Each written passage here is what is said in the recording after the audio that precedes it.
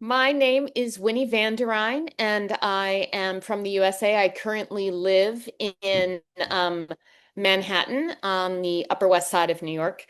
And I was really excited to be invited to this show because it gave me an opportunity to kind of repair something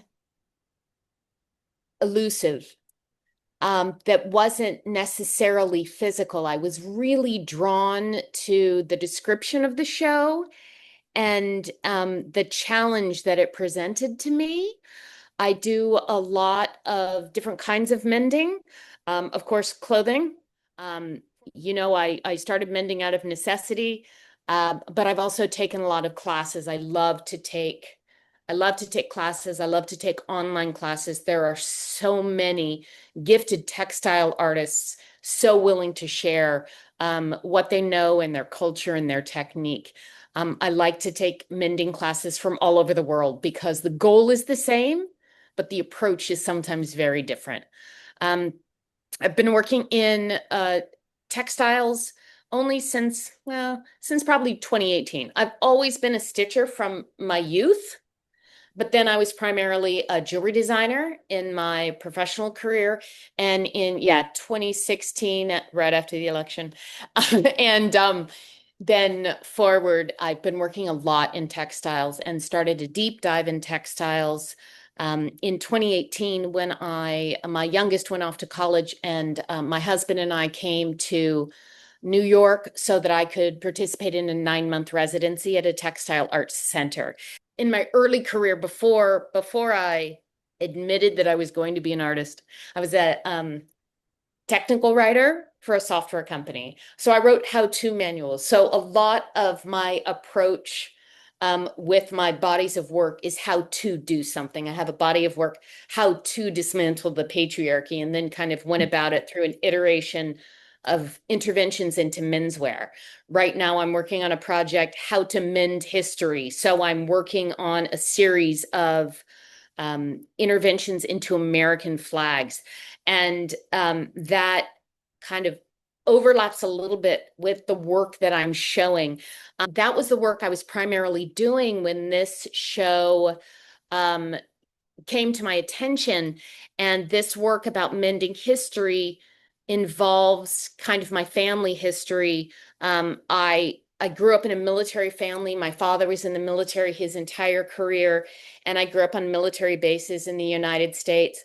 But I went and deeply feminist, and I went to a quite liberal college, UC Berkeley. So I'm trying to reconcile these things. And while doing it, mending the flags, when this show came up, I thought, well, the flags don't really translate as well internationally, in my opinion. Like it's a very kind of like personal, afraid to use the word patriotic, but I will, and this in the US right now has kind of been, this symbol has been taken away, or it feels like it's been taken away from more liberal leaning Americans. Um, but it did have to do with my father. And so I've been mending these things that were outside of myself. And when I thought a lot about what work I wanted to present in this show. And I was on a trip with my husband, and we were sitting in chairs looking over a lake. And I just kept thinking to myself, physician, heal thyself. I kept looking outside from things I wanted to mend and thought perhaps this was an opportunity to look inside to what I might mend in myself. And that kind of came up as like, what relationships could use some attention or reinforcement? I had a couple to choose from. Some felt a little too tender. Some I was like, I'm not ready for that one yet, as we all, with relationships, sometimes are ready or not ready to kind of delve into. Um, but I decided to do this work in collaboration with my mom and my sisters because we love a group work. My mom and my older sister are quilters. My younger sister is a leather worker. And it's just like, it's part of what we've always done. Um, and my father passed away in 2021. And so this idea to kind of look at how our relationship, the four of us, how it's changed since the passing of my father, and how it's not about him. How do we recreate a new core relationship when the body of people has changed? And so I wanted to do it with them, not just about them, because I'm very much interested, much more interested in what we can do together than what I do alone. Like, I'm very interested in collaboration. I think it's just really succulent and important and can really be learning and telling. So for this work, I sent linens that I had been collecting to my mom and sisters, and attached the idea of another project I'm working on called the Gossip Project, where we talk and stain these napkins during chatter. For that project, I then write down part of the conversation as if it were gossip, because it always tends to end up like gossip when I do this. And then they sent me back. These were a little different. There are some mascara smudges from my older sister. She said, "Well, I'm staining with tears right now." So we had a Zoom. They each had a napkin. We each had a staining beverage. And we just talked about where we were. It was right around the fourth anniversary of my father's passing, and kind of like what he'd missed, where we were, how we were doing as a group of four, if we had any things we needed to work through. I kind of, in these situations, go for radical honesty. I don't have time to pretend anymore. And when someone passes, you're kind of like motivated to make sure, like, did that person know what they meant to me? Did that person know how much I loved them? And so you want to make sure you don't leave those things unsaid. And we all have individual relationships. I have relationships with each of my sisters and my mom separately, but we also have this together, kind of the family of origin, right?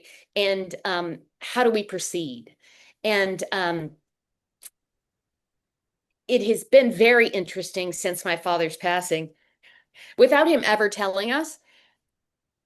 If a question comes up about my mom's care, or how we can help her through transition, we automatically all know what to do, because we all automatically know what my father would have done. And it was really funny. It was a gift we didn't know we were given. And so in this work, we stained our napkins, they sent them back to me.